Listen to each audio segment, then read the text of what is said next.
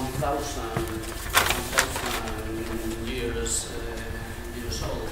It's, the foundation of Madrid is around the year 900, the year 1000, about that year. It's not like many cities in the Mediterranean area. We don't have any Roman origin. We don't have any. In fact, during the Middle Ages, Madrid was no more than a very little village with a military significance, because in Spain we have to say that during seven centuries, between the year 700 and the year 1492, Spain was, some parts of Spain were governed by people from the north of Africa, from Muslims. So the Middle East are continued struggle between the two religions to try to dominate the most part of the country, including that in that period, including Portugal, who was part of the not of the country, because Spain is also a very recent country. In this period, we have different reigns, the reign of Castilla, the reign of Aragon, the reign of Portugal, the reign of different reigns. So we can't speak of Spain as a country until the 15th or 16th century. So Madrid was just a military foundation in the center of Madrid, very close to a very small river, but with a privileged position to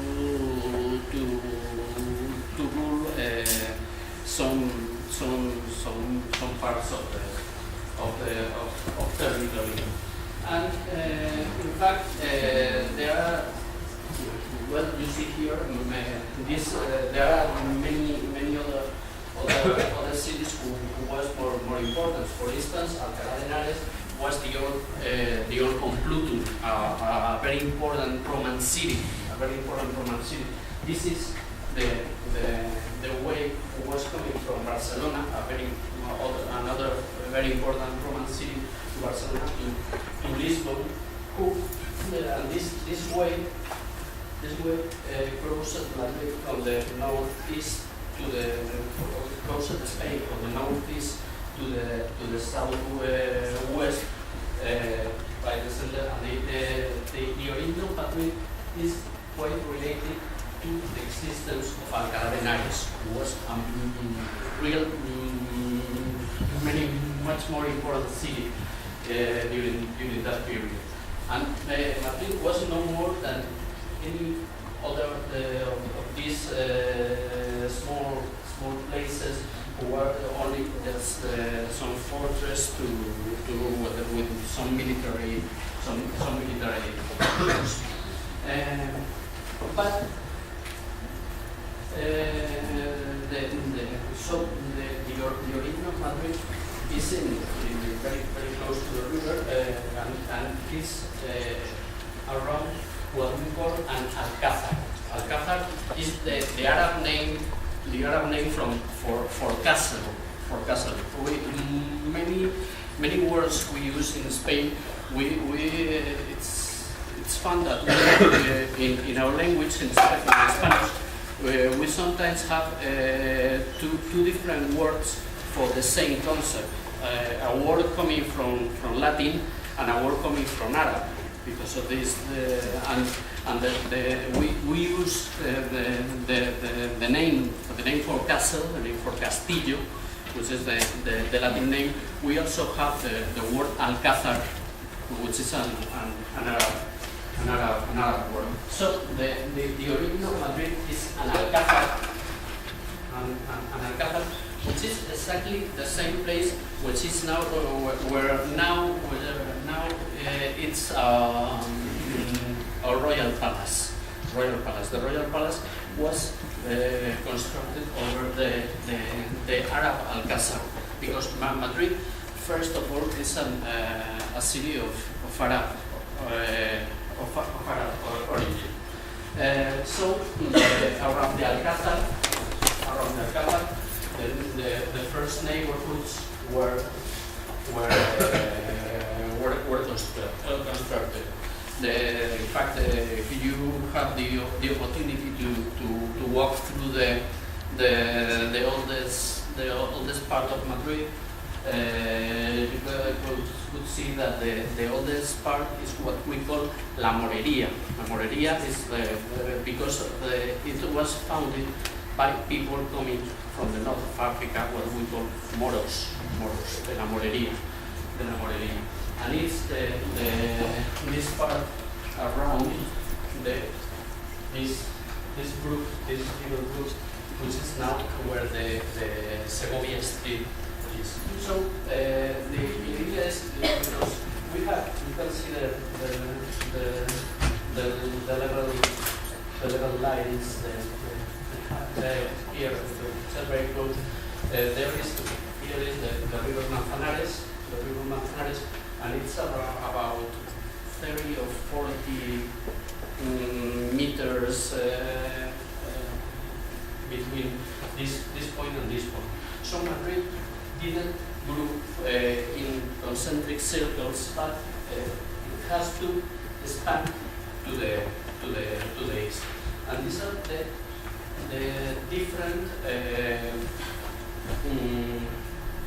the different walls, the different city walls. So as the city was growing, different city walls were constructed. So that's the reason why so many squares in Madrid has the name Puerta de. Puerta means gate, gate of the wall. So Puerta del Sol, which is the center of the geometrical center of Madrid, was in some days in this place was because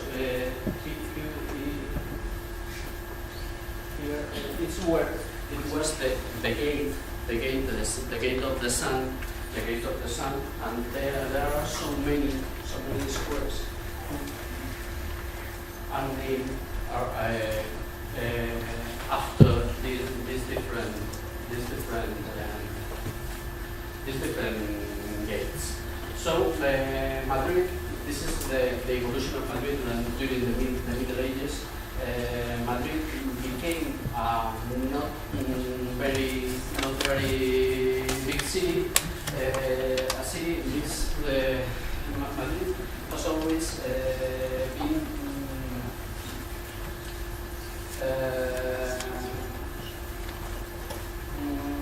the most important thing have always been the Alcázar, the palace, and the different Catholic institutions who has marked the evolution of Madrid.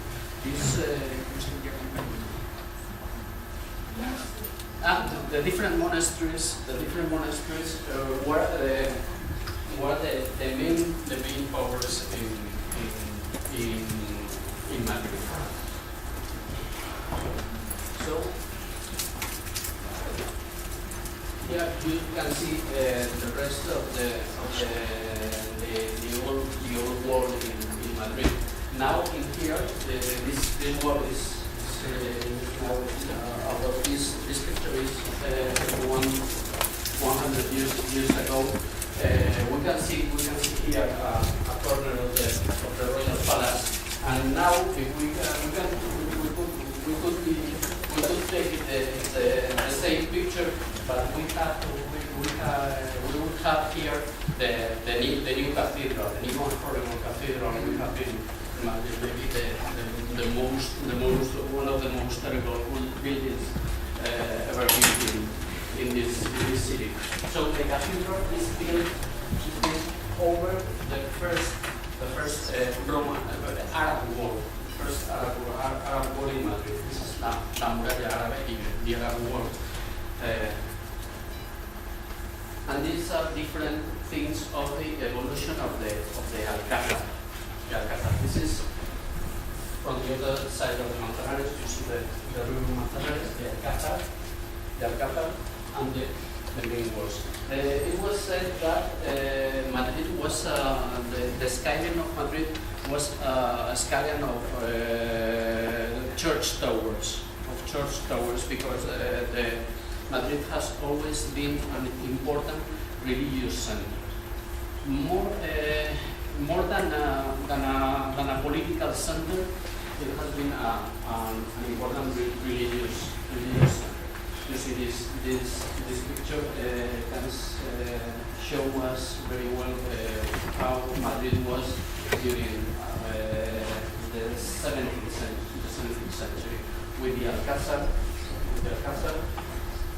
the different walls and the different churches, and this cornice over the Manzanares river.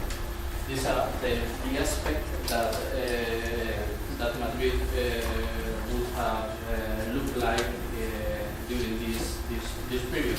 In fact, these are one of the oldest buildings in Madrid. Madrid is mainly the architecture.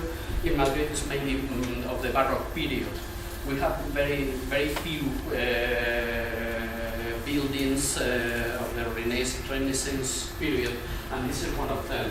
This is the Monasterio de las Descalzas Reales, the monastery of the barefoot nuns, who was an old palace, and it's quite interesting because this building was the building Philip II, the King Philip II, used to prove as an experiment. It was like an exam to a young architect, Juan Bautista de Toledo, who was working with Michelangelo in the dome of St. Peter in Rome. It was the exam and the proof Philip II used to try Juan Bautista de Toledo as the architect to build what was going to be the most important building of the Renaissance period in Spain, the monastery of El Escorial. Juan Bautista de Toledo died after that, and the monastery of El Escorial was ended by Juan de Herrera, and it's maybe the most important architect. This is the monastery of the Descalzas Reales, the Baroque plans. This building is still in this can be visited, and this was the image of Madrid during this period. You see nuns, churches, monasteries. These are the main idea of Madrid. This is the first plan, the first map we have on Madrid. Map of around 1622. Madrid was chosen as the capital city of Spain at the end of the 16th century by Philip II. It was a very strange decision because Madrid was not an important city at all. In Spain, there were more important cities like Barcelona, for example, or even Lisbon, or Philip II was also the king of not only the king of Spain but the king of Portugal, or even Seville. And in the center of Madrid, there were even more important cities like Valladolid in the north of Madrid, or Toledo in the south of Madrid. The idea was what is usually thought is that what Philip II was looking for was to establish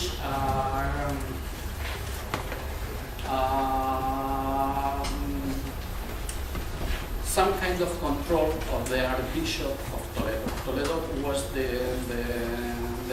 city where the religious power was established. Philip II was born in Valladolid, but Valladolid was very far from Toledo.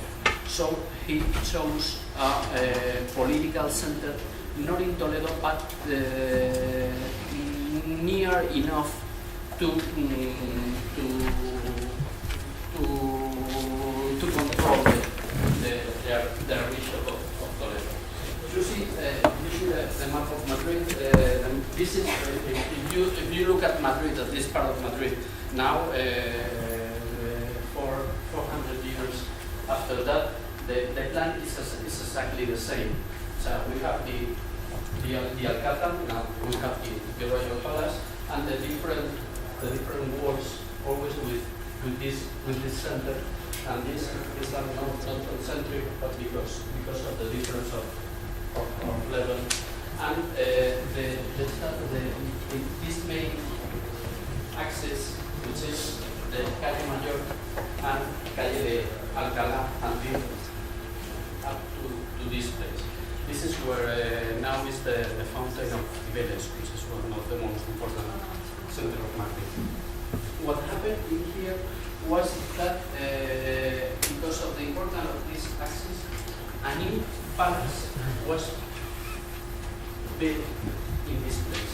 So in Madrid there was two royal palaces, the old Alcázar and the new palace of El Buen Retiro, which now has been destroyed, but we still have the park of El Retiro, who was the royal gardens. This is the same.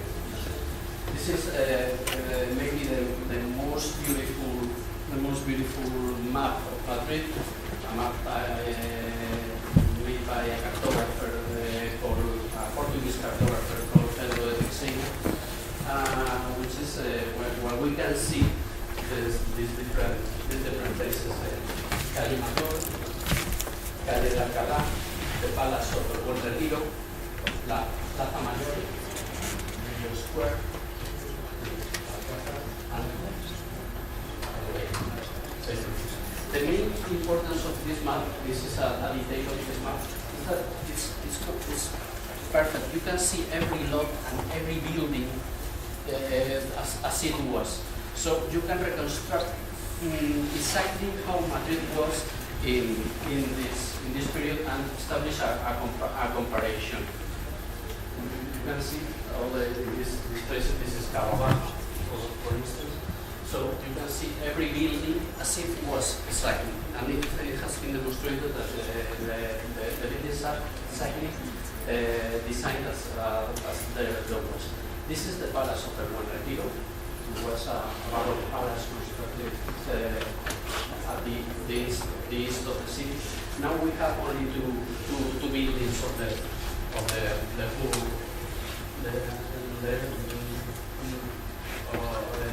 was the Church of Los Jerónimos, which is the church behind the Prado Museum, and El Casón del Buen Retiro, which not El Salón de Reinos, which is a part of the Prado Museum, which is behind the main building.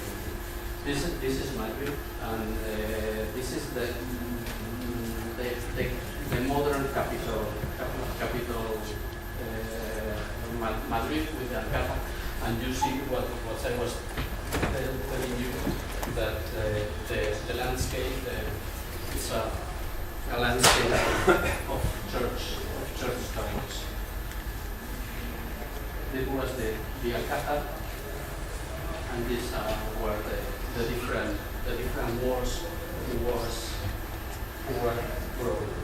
It's fun because these walls didn't have a defensive purpose. In Madrid, we haven't had a war except the war against France at the beginning of the 19th century and the Civil War. So the purpose of these wars were to establish control for taxes to the goods coming in and getting out of Madrid, and in through gates like these ones. Some of these gates are still here. You can see. At the beginning of the 18th century, we have a change of dynasty in our kings. Our kings for the last 2 centuries, the 15 and the 16 and the 17th century, was a dynasty of what we call the Austrian dynasty. Our first king of this dynasty was Charles the First, who was also the emperor of Austria. But 200 years after that, when Carlos II died with a only son, there was some kind of civil war between the people who tried to establish a king from Austrian origin and people who tried to establish a king from French origin. And the French won, and we have after that we have a French dynasty. Our kings are los Borbones, are descendants of Louis XIV of France. One of the first things that happened in Madrid when the French king Philip V came to Madrid was a big fire in the old Alcázar. The Alcázar was supposed to be a very miserable building for the French standards of the era, and accidentally or not, the Alcázar was fired, and it was replaced by a new Baroque Italian mode building. This was the first project for the Royal Palace, never built, and was built the Royal Palace we have now. Maybe this is let me give an opinion. If I would have to choose 2 buildings in Madrid, maybe the 2 buildings in Madrid, or you are architects and maybe you can appreciate it. We have one of them is the Royal Palace, which I think by heart is one of the most beautiful Baroque palace in Europe, sure. And the Prado Museum, the Museo del Prado. The Museo del Prado is a very beautiful neoclassical building. If you have the opportunity to visit the Prado Museum, you would have the opportunity not only to enjoy extraordinary collection of painting, but one of the most important buildings in Madrid. As you see, Madrid didn't change during this period, only the Royal Palace, but Madrid was exactly the same miserable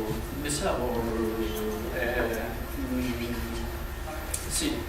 why do I use this word miserable? I would prefer to use a word we have in Madrid, which is Utrecht.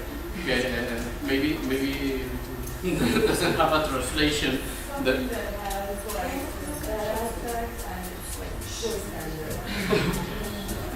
In Madrid happened some strange thing happened.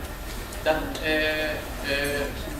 maybe this can give us an idea of how we people of Madrid are.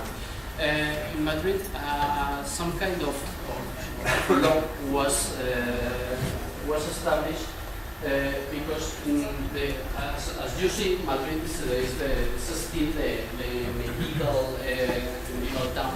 So it was declared when the capital city, the capital of Spain was established in Madrid. There was no enough space to give house to house the court, the people of the court. So a law was declared that every house with more than 2 floors, the second floor has to be compulsory rented to people working for the court. What happened in Madrid? What happened in Madrid was that because of that, almost every building in Madrid was no more than 1 floor high. They were called popularly casas a la malicia, which how would translate it? Evil houses, like evil houses, because people. The idea was to build every house the most miserable it was possible, in order to make it the less attractive for the people of the court. So the landscape, the urban landscape of Madrid was absolutely miserable. It's strange because maybe during this period, Spain was one of the most important countries in Madrid, in Europe, I think. But the capital was a horrible, a terrible city. This was the Calle del Alcalá looked like in this period. Well, you see, apart from the different churches, the houses were things like this one. This is now this place is where now is the Plaza of Las Cibeles, the fountain of Las Cibeles. This is the opposite where the building, the Plaza de Toros, who was near the palace of El Buen Retiro. And one thing, our French kings, especially our King Charles III, was to these miserable things to try to transform it into a European standard capital. And the main urban project of that period is the construction of the Prado Salón del Prado, which is where the fountains of Cibeles and Neptuno are fountains of Cibeles and Neptuno. This is in the east of Madrid. And with some important buildings like the Prado Museum. This is the Prado Museum, this is the original entrance. One of think if you are interested in studying this building is fun because it's close with two main axes in different floors. The first floor has the main galleries in the north-south axis, and in the east-west axis is in the lower floor. So it's a very interesting building, I think. And the botanical garden. It's one of some of the most important interventions. And which is a fantastic building, very little known for people of Madrid, which is the observatory, the astronomical observatory, which is by Juan de Villanueva, the same architect as the Prado Museum, which is in the UNTERCIO. Or the first, which was going to be the big general hospital of the period, who was never built, was only built this part,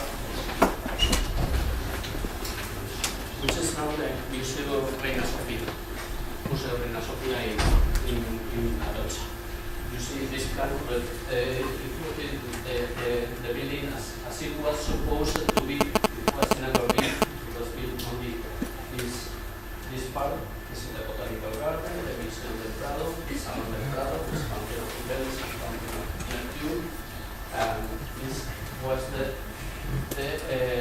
neoclassical part of Madrid. The neoclassical part of Madrid.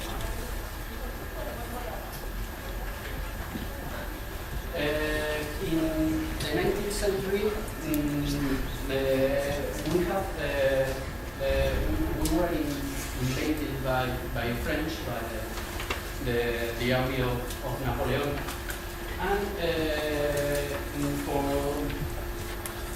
5 or 6 years we have esteemed a brother of Napoleon, José Napoleon.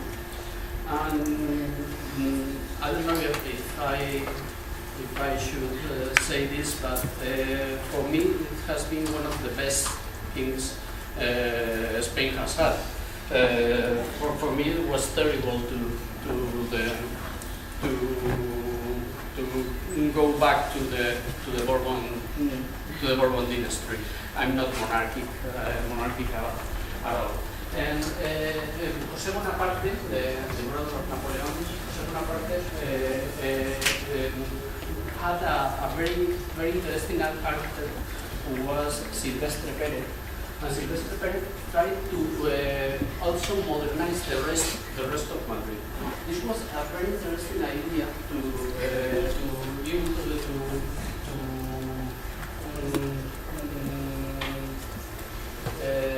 relate the royal palace to the church of San Francisco Grande, which is the biggest church in Madrid, through the viaducto, a bridge over the Segovia route. It's a very interesting project. Never been. The idea was to build to turn San Francisco Grande into the parliament, the new parliament, but it was never. This is the Madrid Francisco de Goya painted at the beginning of the century. You see, this is the dome of San Francisco Grande, which is the biggest one in Madrid, and the Royal Palace. This is the Rio Manzanares, and it is the Romería, the feast of San Antonio, which is the patron saint of Madrid. This is Madrid in the 19th century. You see, it's very the same as it was in the 16th or 17th century. But what José Bonaparte did, and was very, very interesting, is that it turned most of the monasteries.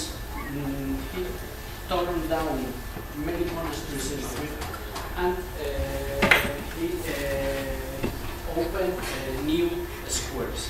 Most of the squares we can find in Madrid were opened in the time of José Bonaparte.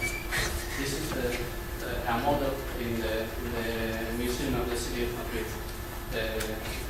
where you can see this. This is the place of the model. This is the Royal Palace, and you see still you can see these evil houses, these casas a la Malicia, and you can have an idea of why I was telling you that Madrid was a very miserable city.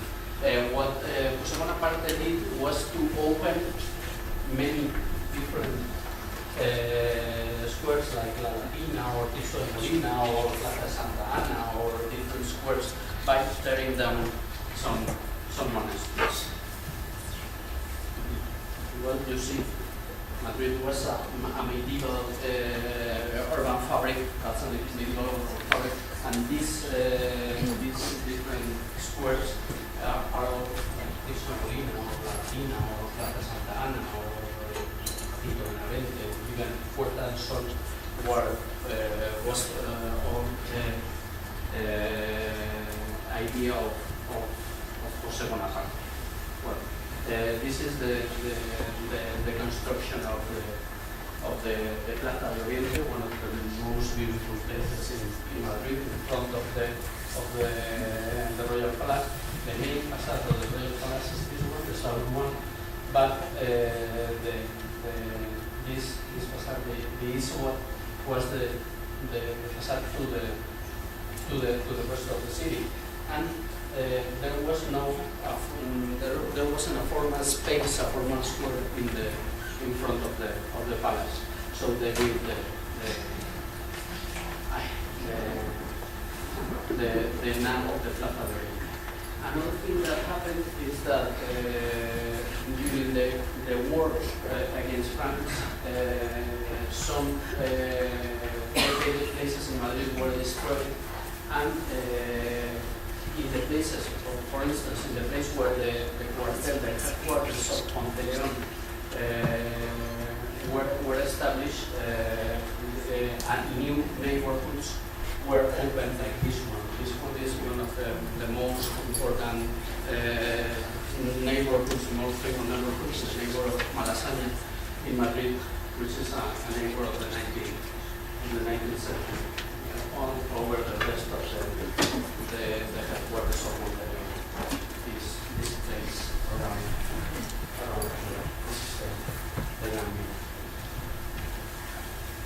This is Plaza de los de Mayo, which is the center of this neighborhood, and another neighborhoods like this one, which was in El Buen Retiro. The palace of El Buen Retiro was torn down. Instead, there's also planned in here, respecting the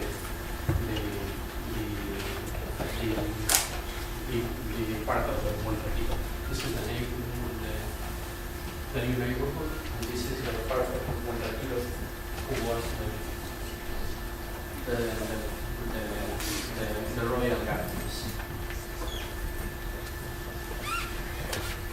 A new neighborhood, the neighborhood of Argüelles, with the old jail, the old prison.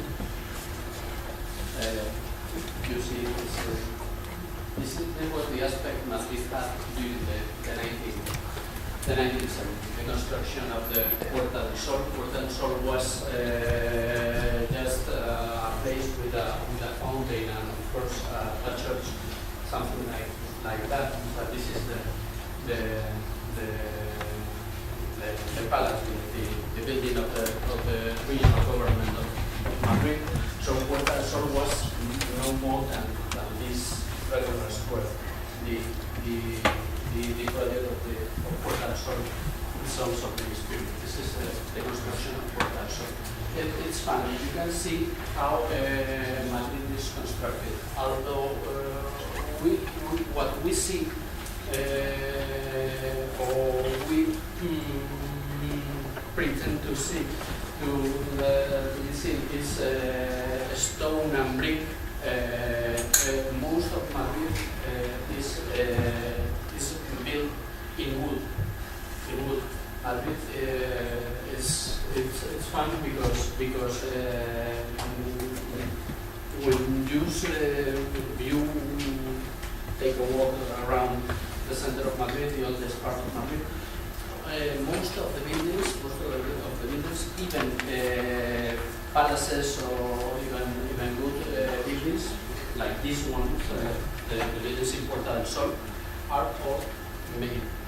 The frame is a wooden frame. This is Portal Sol, some years ago. This is La Latina.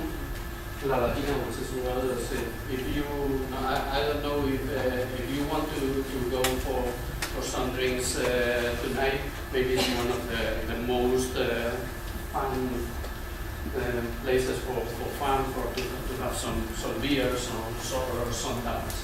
The La Latina was one of the squares José Bonaparte opened.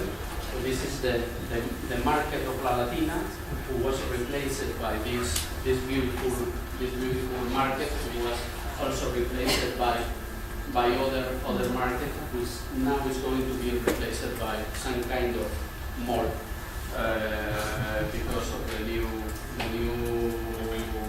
ideas of our town hall, of our municipality. And in 1960, the walls were torn down, and this was designed, the extension of Madrid, what we call the ensanche de Madrid. The idea was that this part of the city was completely useless to help a modern city. So this city, this new city, this gorgeous city, 19th century city was crazy. Like this is a particular characteristic in Spain. In Spain, we don't know. We urban planners in Spain, we are not used to rebuild or reform or reconstruct the inner city. We have a tradition of extension of the city. When we think of urban planning, we most of the times think of growing the city,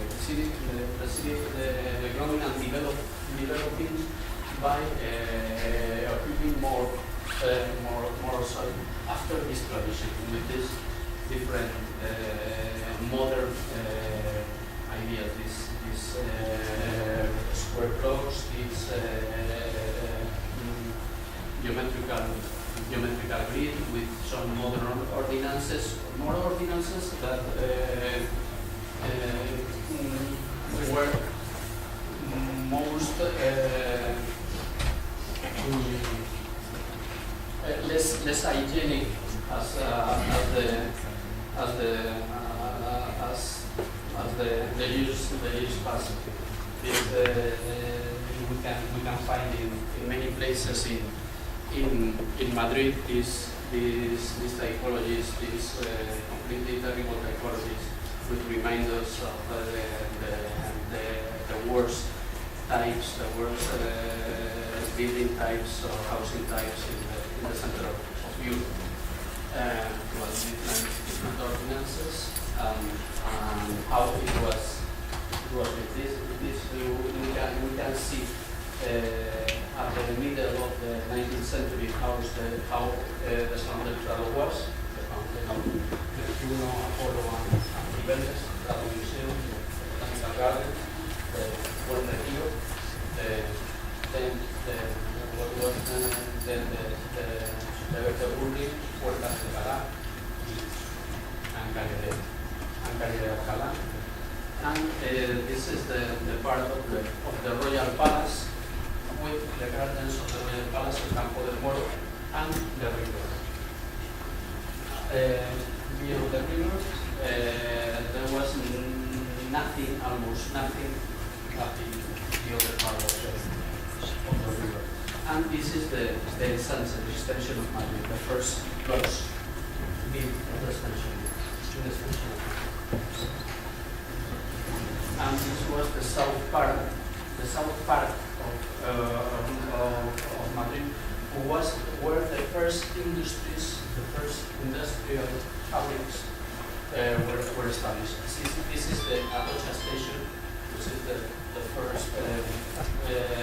first railway station built in Madrid. This is the sunset. Of the sunset, you see this absolutely worse and terrible typologies like this one. And Madrid was growing very slowly. But what happened in Madrid, that was Madrid was completely flat until this the Ronda, what we call the Ronda. This was where the ensanche with the station of Madrid was planned. But many people in Madrid couldn't pay to live here in Madrid. What happened in Madrid during the last years of the 19th century and the first 20, 30 years of the 20th century? What happened that was some people were coming to live in ensanche, but even more people, the poorest people, were going to live outside the ensanche. So Madrid was growing at the same time in two places, in the ensanche and outside the ensanche. The ensanche were for middle class, middle and highest classes, and the lowest and poorest classes were to be established here. Well, you see how in the different, this was for instance the way to France, and it was one of the most popular neighborhoods in Madrid. This is the neighborhood of the Duan, or the neighborhood of La Prosperidad, La Prosperidad, were the popular neighborhoods of Madrid were establishing outside the limits, the outer limits of the ensanche. The ensanche was growing slowly. This is a metro station, but the fact was that the construction of the city was still living with ancient or old ways of living like this goat you can see in the center of Madrid. This is the center of Madrid. This is Chamberí. This is La Plaza de Chamberí, and it's no more than 70 years ago. This picture. This is one of these popular neighborhoods I was telling you. This is now what now is Calle Brown Murillo. This is the neighborhood of the Duan. It was more you can see more vitality than the the president, this is that one, the president pictures, the one which is on Plaza de Toros now. Here you can see very well the neighborhood of Tetuan. It was a neighborhood completely unplanned, but this has always been an idea of this having at the same time a planned city and an unplanned city. And most vitality and most really many much interesting the unplanned city with this kind of houses. These are houses in Tetuan, or this house. This is a school in Tetuan. School in Tetuan. Here there is a movie by Pedro Almodóvar, which was filmed in this old school. This was a school for poor children in Tetuan. It was my first school, in fact, when I was 5 and 6 years old. I was attending classes here in this school. All this in the south of Madrid, which were the neighborhoods around the new fabrics. This is now in Plaza de las Peñolas, very close to the railway. And this was in the south. The idea was that the south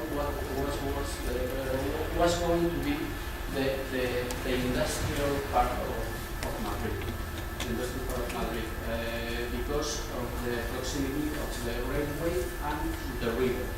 Between the railway and the river, things like this one, which is a matadero. Slaughterhouse. The slaughterhouse. Are you going to see the matadero? So the matadero. Here. This is the matadero.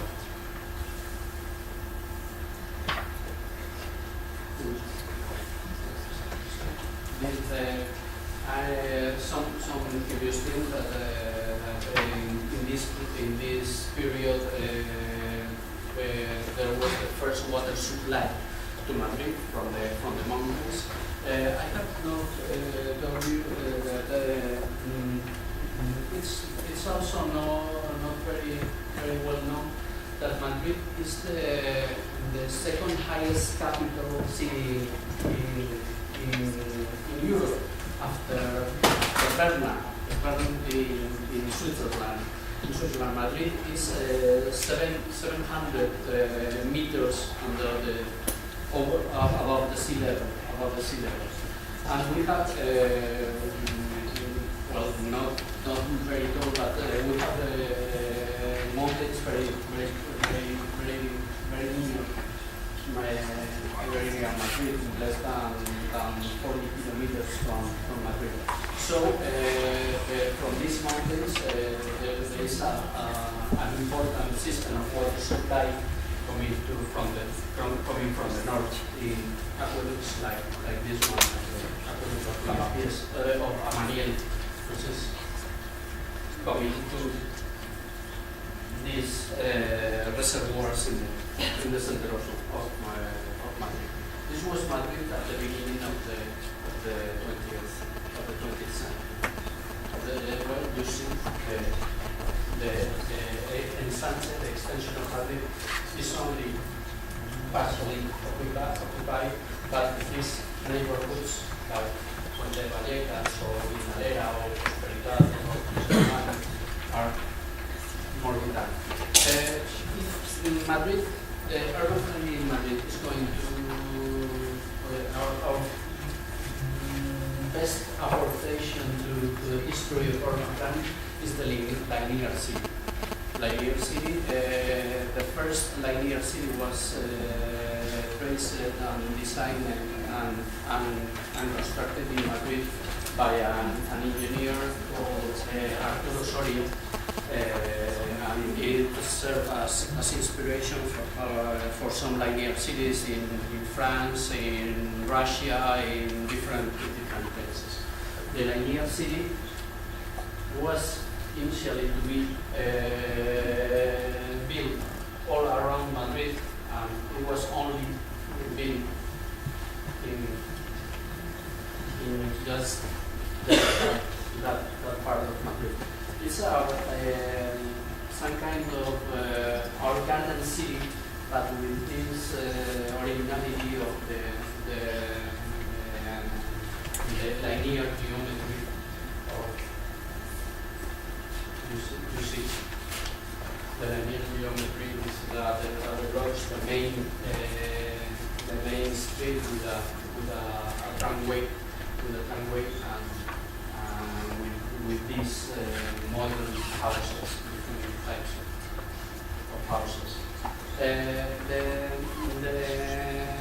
During the first half of the 20th century in Madrid, some single-family houses units, quarters or neighborhoods were built like this one of the Madrid Moderno, which is maybe one of the most beautiful, or others like this one all around Madrid. So Madrid has always been connected to the current tendencies of urban planning, but always with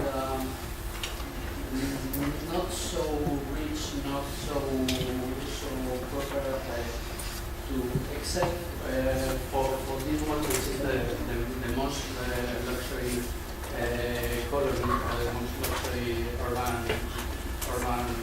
plan in Madrid, which is the urbanization of El Viso, the neighborhood of El Viso, which is where many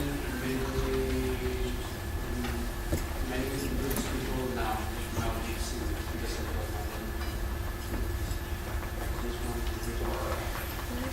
This one was for professionals, which was very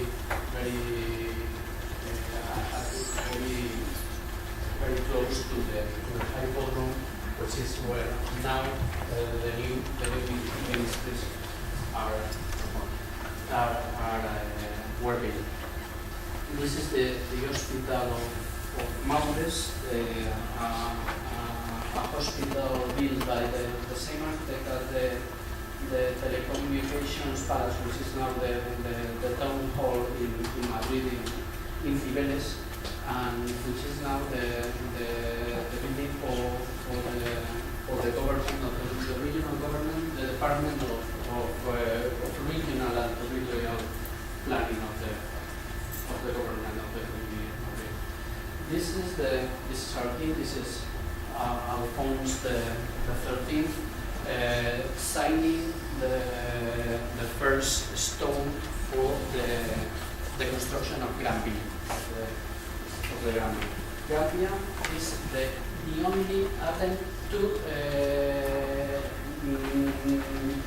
transform the medieval city of Madrid into a modern city, and the only one. The idea was to connect the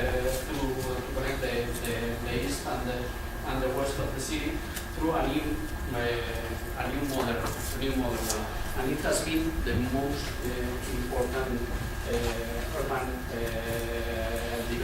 inner development in Madrid. Madrid was like this one.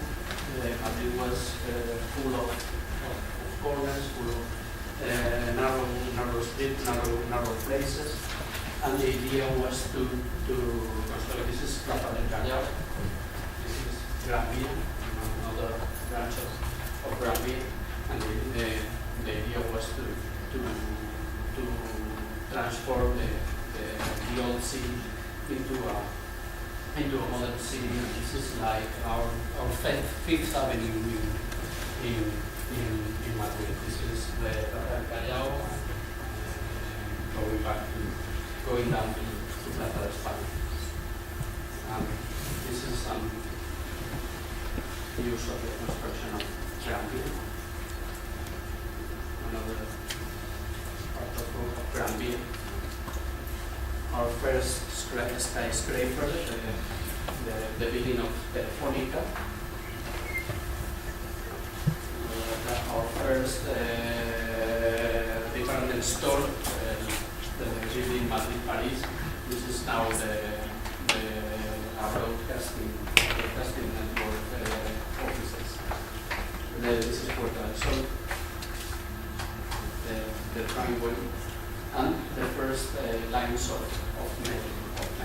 Where the first line of metro was traced between Puerta del Sol and Cuatro Caminos at the north limit of the sunset, the metro. And the idea that this is fun because the metro was not designed to transport people, but to put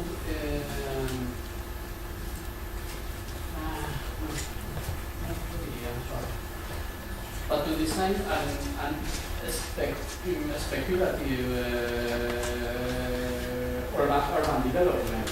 The first line of metro was traced between Puerta del Sol and this square, which was the Glorieta de Cuatro Caminos, where you can see nobody lived at all. So the metro wasn't, the idea was not to serve people to transport from a place to another because no one was living here. The idea was that the same company that was building the metro have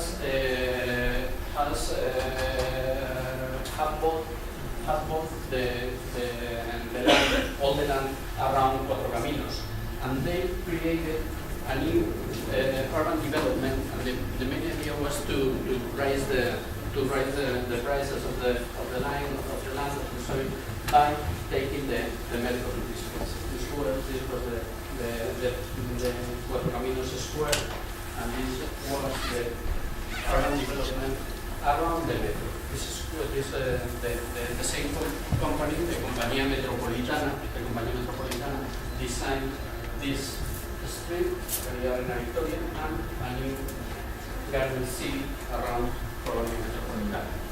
This Avenida Arena Victoria. What you see, the end of the metro and the new buildings. Yeah, and at the end, the garden city of Compañía Metropolitana, and with a new sports field, Metropolitano, which was where the football club Atlético de Madrid was playing in this field until the 70s, in 1970. This is the Stadium Metropolitano.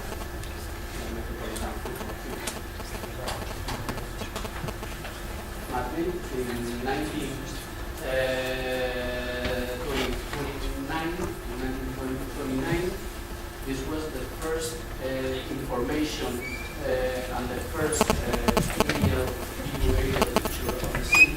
They did an additional context for the extension of Madrid. The main idea that was that all these places like the Juan, Prosperidad, Galera, Vallecas, were so bad design, in fact no design at all, that a new project, a new model project was built to transform this performance city into a big capital. So this information was done. The first aerial pictures were taken with some different informations, and the main idea was this was to establish the first metropolitan system. And the most important urban action in this metropolitan system was the extension of Paseo de la Castellana in the north. But also some different things around Madrid. This was the winner of the contest. The contest was won by a German architect, Hermann Janssen, and a Spanish architect, who was also director of this school, and they were responsible for the extension of Paseo de la Castellana.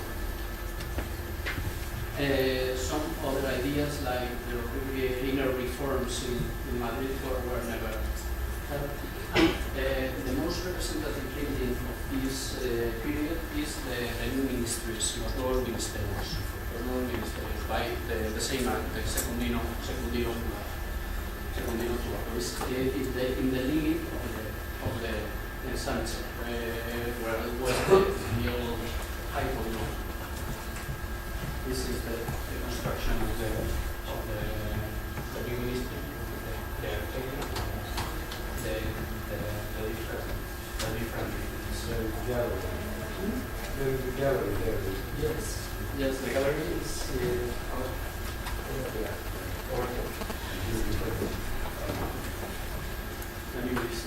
also this period is where we are now, the Ciudad Universitaria, the university city, who was built in 1999. The university city. This is Casa de Velázquez, which is the building we have. Just in here, we are now around here. You can see Madrid. The railway system was traced, and it was the first metropolitan plan for Madrid in 1931, in the time of the Republic. In 1931 is the year we had a change in our political regime. The king was defeated in some elections, and we established a republic. And these were some ideas for the regional plans based in this idea of satellite towns around Madrid. This is the first plan. This is the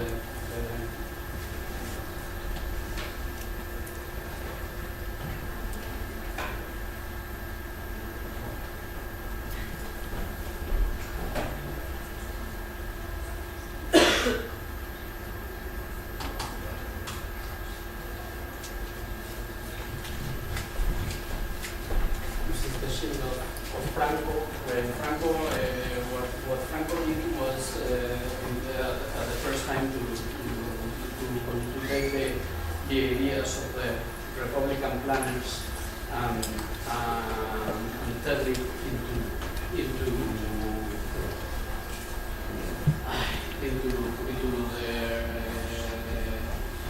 his own political ideas.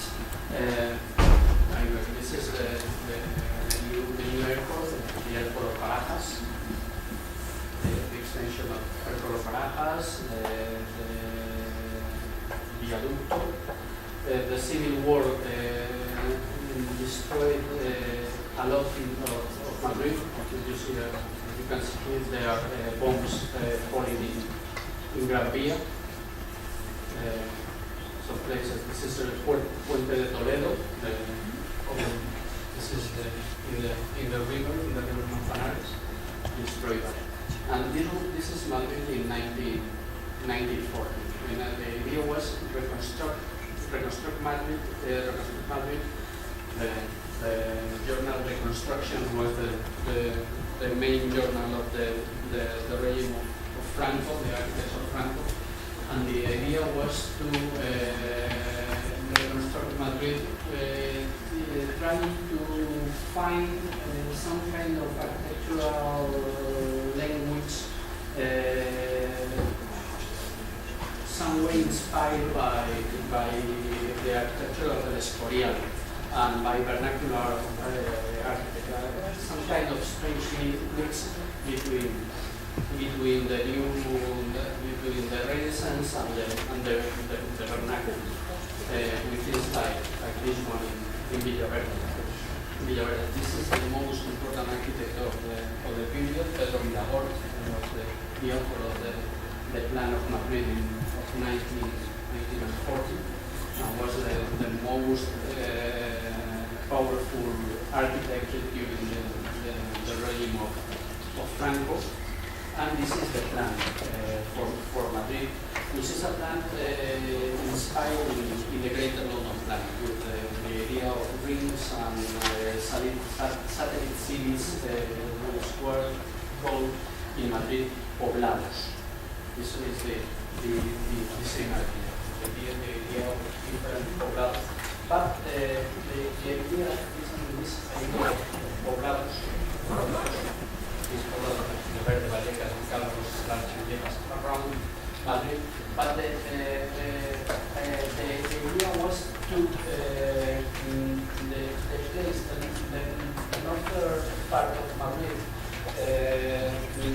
establish a difference between a Madrid for highest classes and Madrid for lower classes.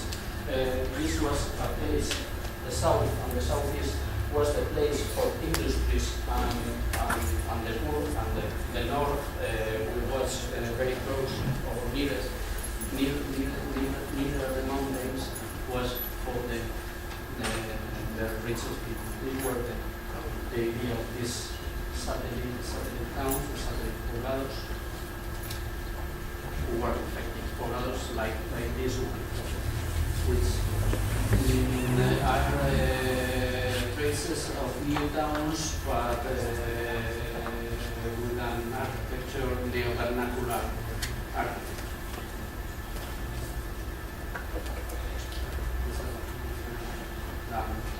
The ordinances, well, you see the aspects of this.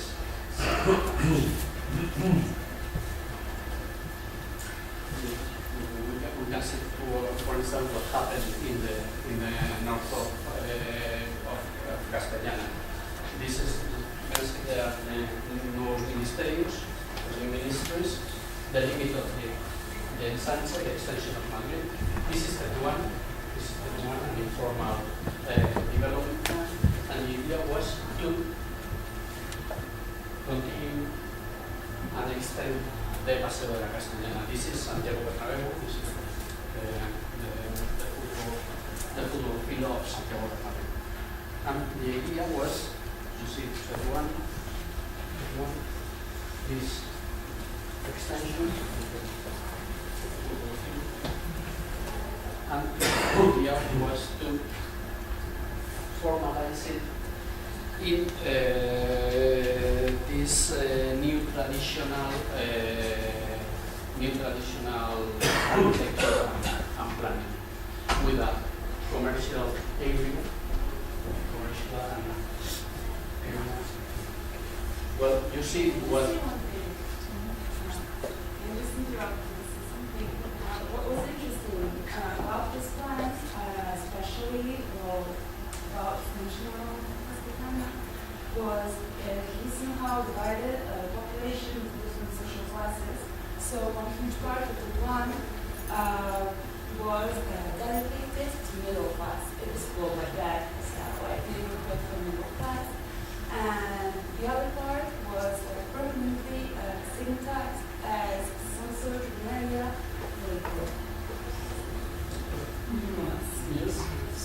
So it was really, I don't know, it's not a good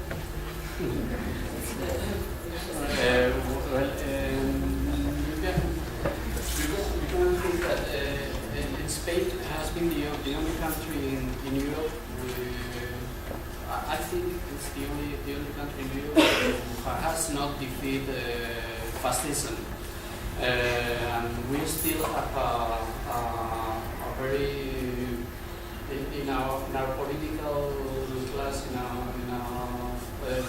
we still have a strong influence of fascist architecture. Well, you see here, this is the project for the extension of Paseo de la Castellana for the commercial area. The first project for the commercial area was to establish. We don't know exactly what they were trying to plan. It's some kind of neo-Escorial, neo-Renaissance. It's a very strange thing. This was an image of what's going to be perspective of the future commercial center in Madrid. We are talking of 1945, 1950. This is completely anachronic. It's a completely anachronic view, or this anachronic model of the extension of Castellana. Where you see the idea of what this was supposed to be. In fact, what happened was very funny, because the first housing building built in the extension of Castellana was this one. And this one is a building not built by Spanish architects. It's a building built in 1955 or 56, and it's going to house the first diplomatic and military North American people who were going to work with already after a treaty they signed in 1955. So this building we popularly know here in Madrid as Korea, because it was the time of the War of Korea. It was built by North American architects from the United States, and it had to happen that people from the United States, architects from the United States, had to come here to somehow change the image of what this great and important piece of the city was going to be. This is the building of Korea, the building for the Americans. This is one of the reservoirs of the water supply for the Canal de San Segundo, and this is the one. So it was fun, because at the same time some neo-Renaissance buildings were built in some other places, but not without this capital ceiling on top, fortunately. At the same time, modern buildings, modern architecture was building of the other part. This modern urban development is the first one of the first urban developments, modern urban developments, designed by a Spanish architect in the extension of Castellana. These are the different poblados, or the different public developments in order to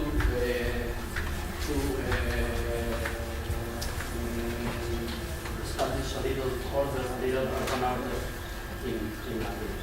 In places like this one, in Mauros, or some the first modern buildings. This is a period of contradiction in Spanish architecture.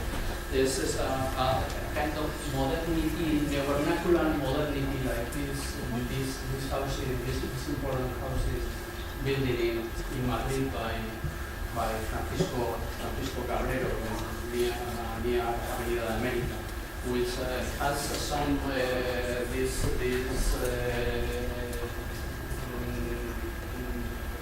some kind of vernacular, or mix of vernacular and modern construction units. It's some kind of contradiction. But as Spain and Madrid, of course, was a good place, the main new neighborhoods for people who are coming to live in Madrid and work in the new industries were the most strict modern movement, urban planning and architecture, like in this neighborhood called Aliva, or this neighborhood called Las Ventas, or this neighborhood called Quintana. These are different places, and I am going to pass through these developments like the Canillas or Casur.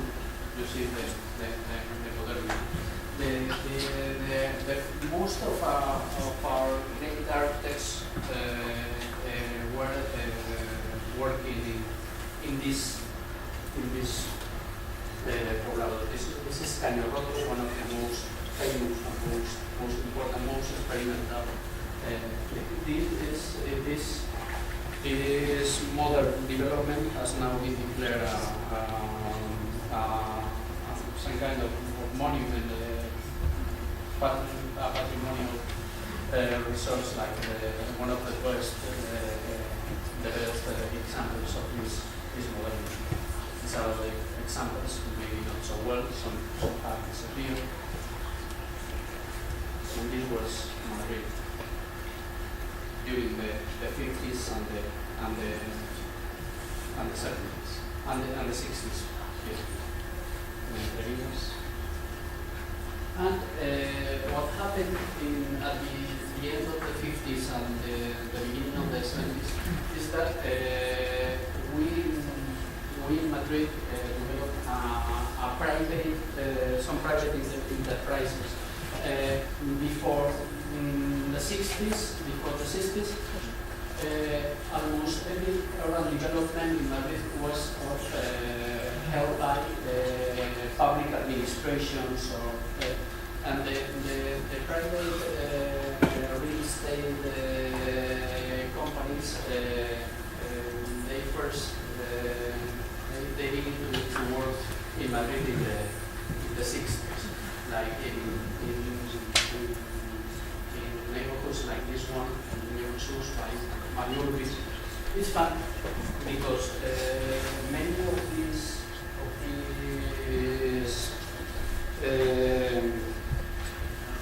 companies, of these enterprises, were some of them were very related, had a strong relationship with the church, which was the main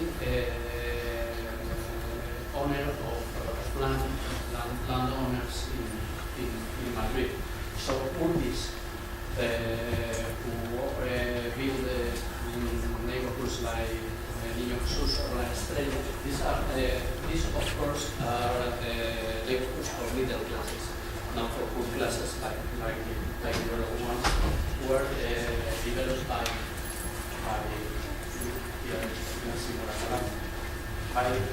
Urbis, who was strongly related to the church. This is Moraga.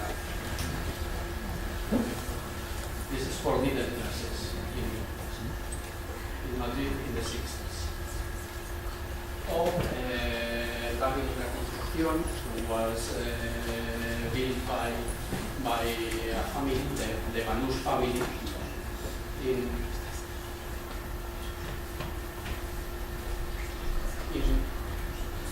here,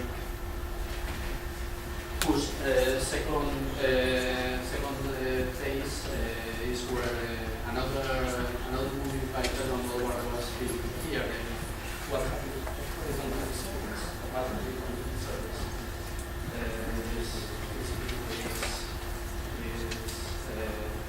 This filming in here. At the same time, the M30, first orbital highway around Madrid, is built. The barrio industrial in the north of Madrid is also developed by Lanús, different places. Or Sacón, also in the north. The main industry in Madrid in the south is located in the south with very big fabrics, big industries like this one. This is the Barreiros fabric, which is a fabric for cars, for automobiles, who was after that acquired by Peugeot in France. Was one of the most important industries in Madrid. Or Standard in Verde. This is supposed to be in 2 or 3 years. It was supposed to be, because now the municipality of Madrid has no money at all. It was supposed to be a center for new technologies and for new creation in the south of Madrid, but now it's in this state. All these other industry in the south of Madrid. This is a map of different industries in Madrid.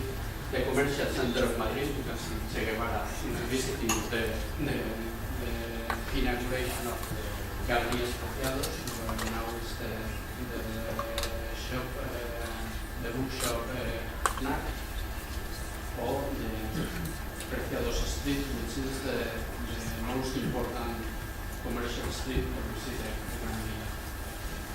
And this is fun, because you can compare what was at the same commercial center 15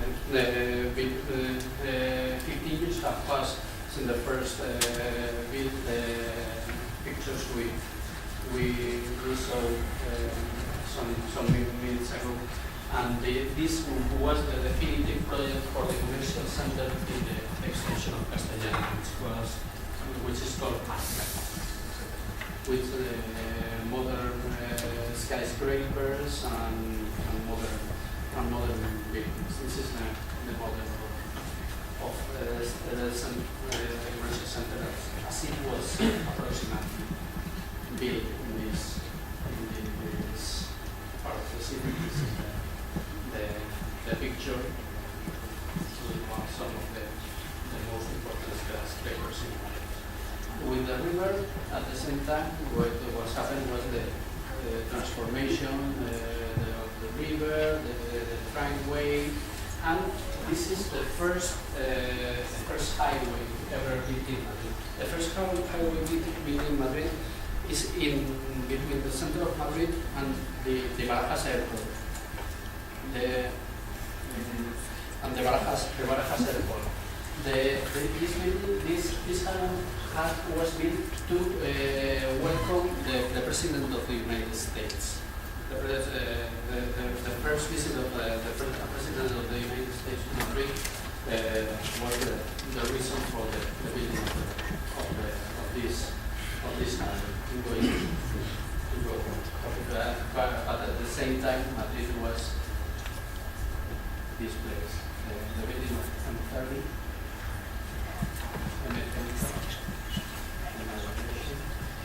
The river, as it was with the highway before the last intervention of Madrid Rio, with the highway under the bridge of Toledo, the modern system of railways, Atocha, as it was 30 years ago.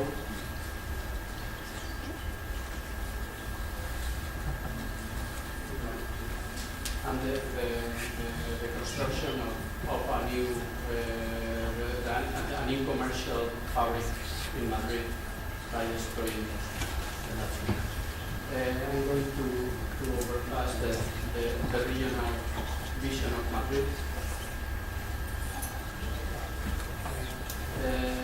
In fact, it's fun, but this is important.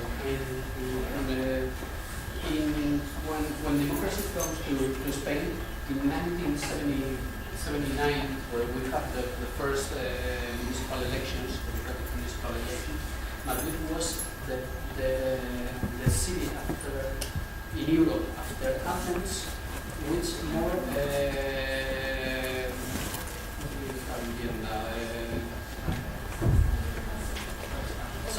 substandard housing in Europe. The main problem, the democratic municipality, the democratic town hall had to face was to turn really miserable Madrid into a modern city. And this is the idea was to transport substandard. This, for instance, Palmeras have more than several hundred thousand houses who have to be turned into a modern building.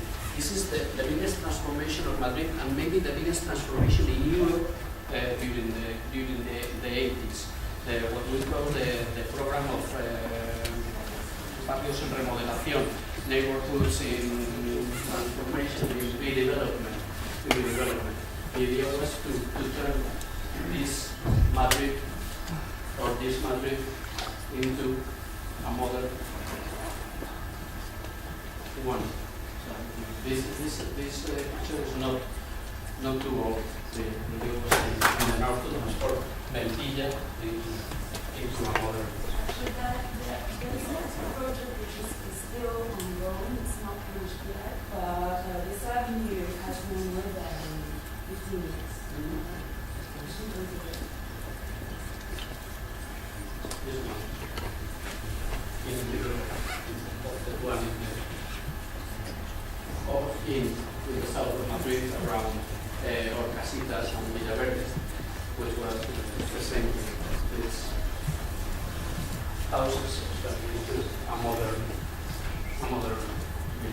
The idea was to recover Madrid with interesting operations like this one, the new linear canals, the closing of Centar as a new Castellana,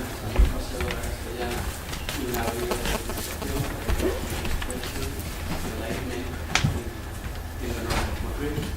This avenue of enlightenment in the north of Madrid. Some struggle the neighbors who wanted to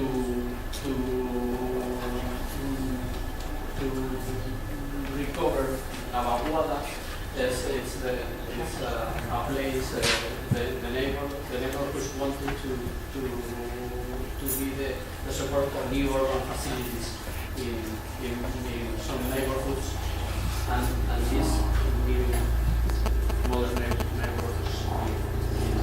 One of the most interesting places is the development of the railway line in the south of Madrid, turning into what was called the Pasillo Verde, the green railway corridor in the south of Madrid. I'm going to pass the regional missions. This is one of the most important redevelopment